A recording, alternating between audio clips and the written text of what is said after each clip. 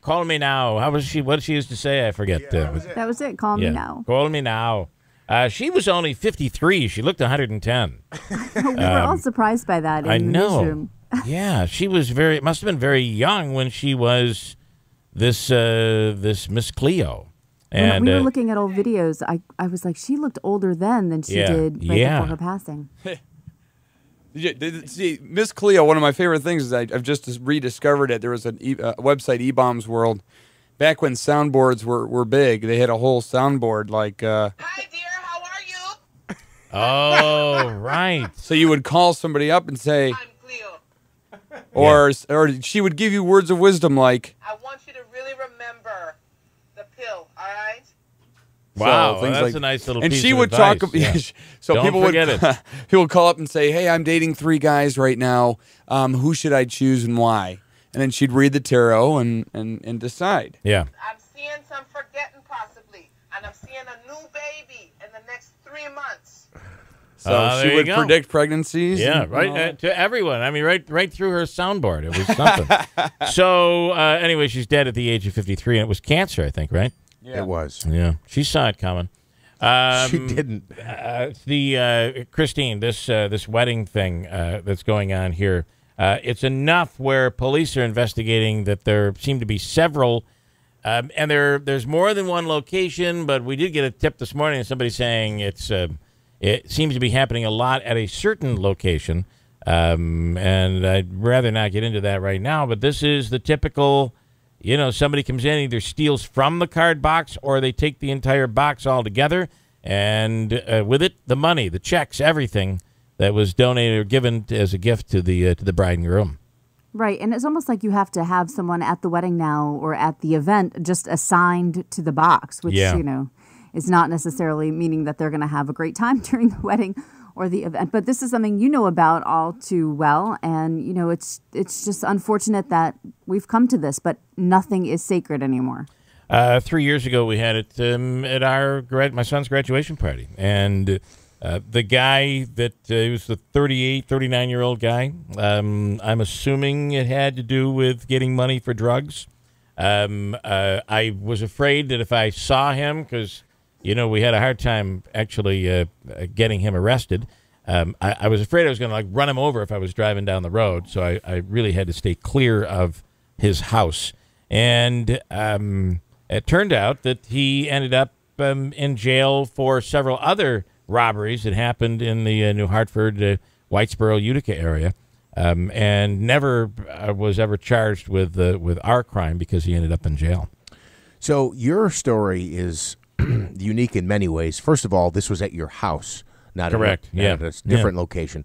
Additionally, if I remember correctly, wasn't there some question as to why he was even there?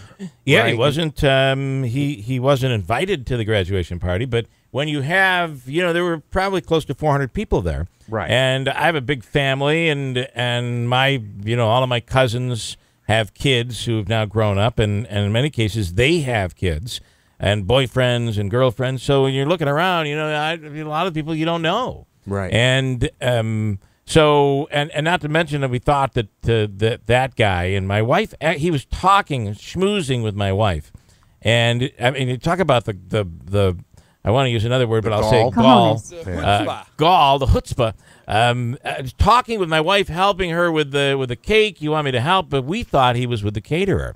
The caterer thought he was with us, but it was one of my cousin's kids who actually saw him, actually talked to this guy, and is the one that ID'd him as the guy. And sure enough, there was a mugshot that was already available, and before we could ever get him to pin him down on ours, and you know how much? $3,000, $5,000 stolen out. Much of it was in money. The checks were all ripped up, and nothing was done with those. But it was the cash that he took. So you know, you live and learn. So what do? You got to be really careful. You got to have somebody assigned. And Christine, you're right.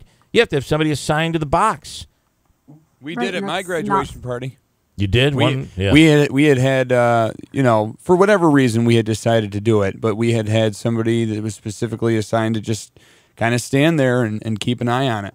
And this, I was thinking, boy, the next time I would do it, I'd use like a 50-gallon barrel and, dress it all up with wrapping paper and then bolt it right to the concrete patio and then have somebody there. So Utica police, according to the story we have, are investigating 2 different cases of stolen wedding cards, but it seems like there's more.